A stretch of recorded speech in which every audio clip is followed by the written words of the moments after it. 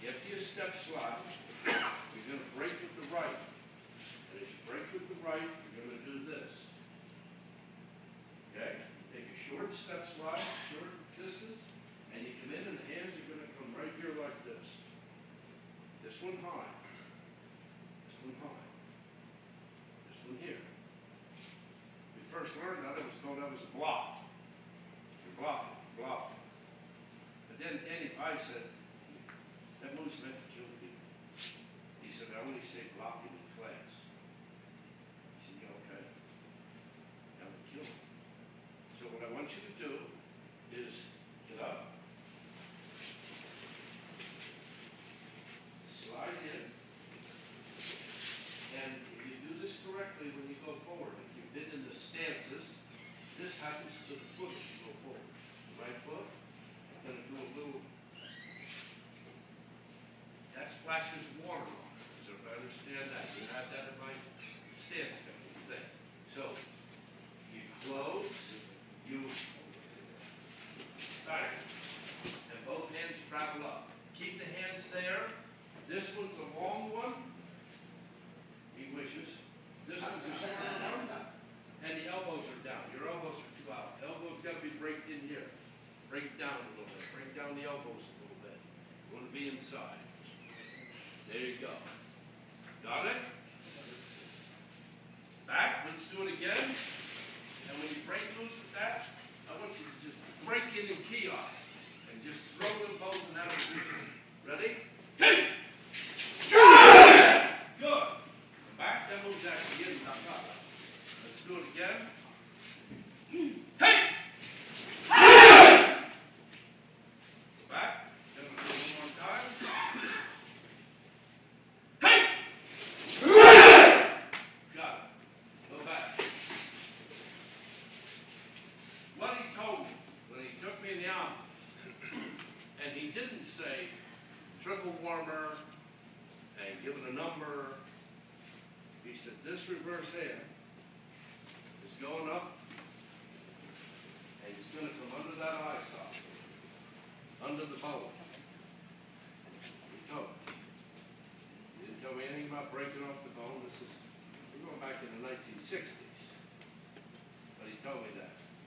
He said, ideally, he said, a man's moving or grabbing at you goes to do one of these. And as he's coming at you, you've got to use these as a break off. But keep the momentum got to be that way. Now, I don't want to fire this at his eye in case I hit him deliberately, but if he's grabbing at me, I want that to be happening up in his face. I want to be coming through that guard with one continuous shot. And this is the shot. Ideal if he's grabbing. This one's going to hit him right here. That's why the short hand and the long hand. I never put two and two together. He said if you truly hit him, and he didn't call it R2, but you hit him in here, near the crazy bone, he said. If you hit that up in the eye, it's going to cross the heart, and the guy's heart could stop. Yeah, I said. Because again, I didn't practice it, but I didn't cut. Then after I get into what we're in, I start thinking about that and go, well, damn, it would kill somebody. Or at least it could. And if it doesn't, it's certainly going to stop it. Especially that under the eye, even if you don't hit the arm. Because you just break up under that eye. It's too late. So that's going to just break up under the eye. And if that man's moving at you, he's running into it. He's running into it. And you're kicking as you go in to add water. It just splashes water on for a second on the technique. So you're taking water and you're hitting it into fire, which is your triple warmer here. But better yet, you're getting under this bone, and with that knuckle, and even if it didn't do anything, you're going to mess up his eyeball. He ain't going to see you to fight. And then the next move in that kind of is actually to grab him and punch him. So let's say I just hit the eyeball. What's he going to do? He's going to go like that. The next move in that kind is the finishing move. And it's actually right for the heart. So what you're going to do is just break in with this. The guy goes to move with both hands.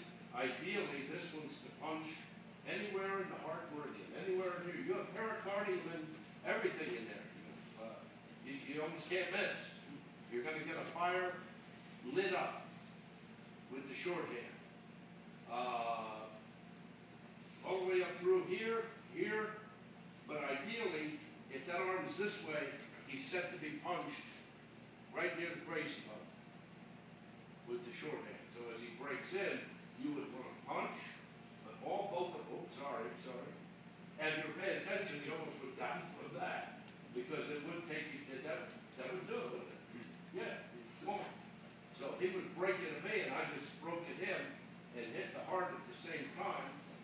That's going to just take him out. You can do it if he grabs you. He grab, same move. Excellent for that. Excellent for that. Guy goes to grab you and hit you. One hand goes into the other hand. That can also do the same thing. That'll cover the hit hand and hit him in the eye at the same time. Got it? Here's the third point water. Pardon? 2 points, third point water. Yeah. And you're splashing water with this. That's what you're doing. But the big thing you're doing is you're crossing the heart. That's what you're concentrating on. You're crisscrossing the heart, which is going to put the guy in some serious heart problems. I got that move, I actually learned that move from Danny Pye, and like I said, I was only a first or second degree black belt, and he was telling me how it's going to take you off the planet. That move will kill you. That move will do this. And at the time, I just, I didn't see it. I did and I didn't. I said, well, you hit anybody in the eyeball, it's going to hurt them. So I understood that.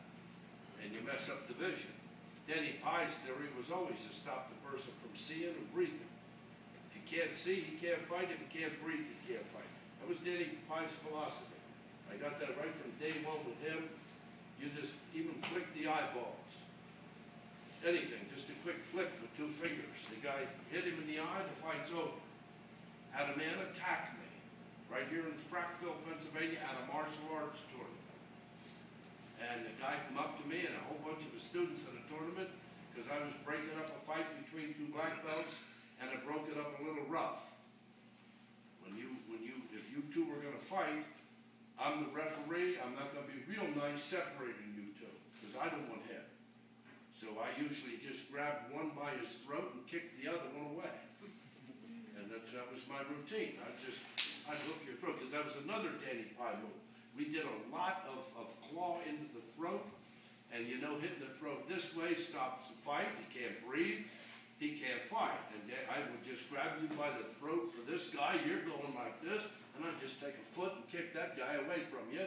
And I'd say, now you're going to listen to me, and you're going to be calm, and the fight's going to continue. And then they would continue sometimes. And I was a little rough that day, and the one black belt wanted to get up and come after me, and I just spread him into the floor. His instructor come over and is in my face, going to beat me up. He tells me and all of his students around him, he lost his whole dojo over that. He had 25 students there. And he come up, and he's arguing, and I said, hey, I appreciate it. I said, but you saw what was going on?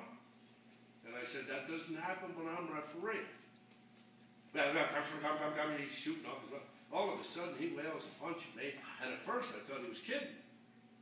So I stopped it, and I realized that was, in my mind, that's a pretty hard punch. And then he threw another one. I just hit him, and I went, boom, right in his, I just stuck him in the eye. He went down like that. I grabbed him by his hair, turned it to here. I said, if you do anything to me, I'll kill you. You understand that? And tell your students to back off.